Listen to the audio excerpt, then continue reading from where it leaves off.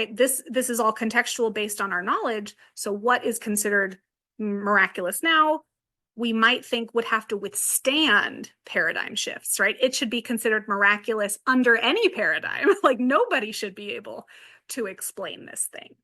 So do we have anything like that? Can we think, or even if you haven't seen it, can you imagine, like, what would it take? What could satisfy that requirement?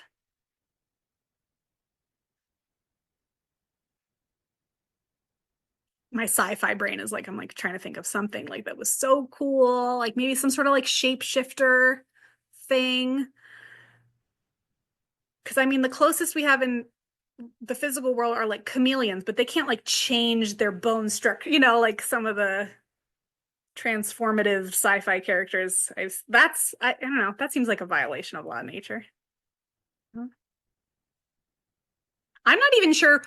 Here's another crazy thing. I'm not even sure reanimation from death is considered a strong miracle anymore because of what we've learned from ocean life.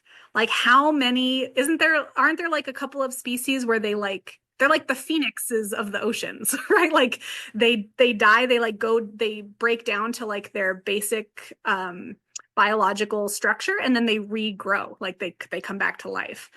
It might be some sort of octopus or something, but like there are things that do that, right? So maybe even some notion of returning from death is potentially within the realms of possibility within the laws of nature, right? And maybe, yeah, we just don't know it yet, right? So again, these are big questions. These are not easy questions, right? But they're important to consider.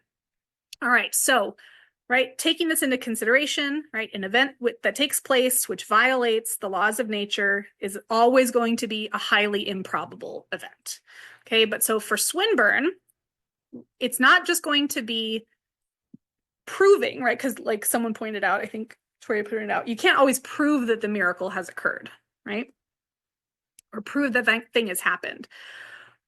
But if you're going to be justified in believing that, you need to at least have some evidence that a law of nature has been violated. And you also have to have evidence that that violation was due to divine intervention. Okay, so for him, it's not just going to be enough for the law to have been violated potentially.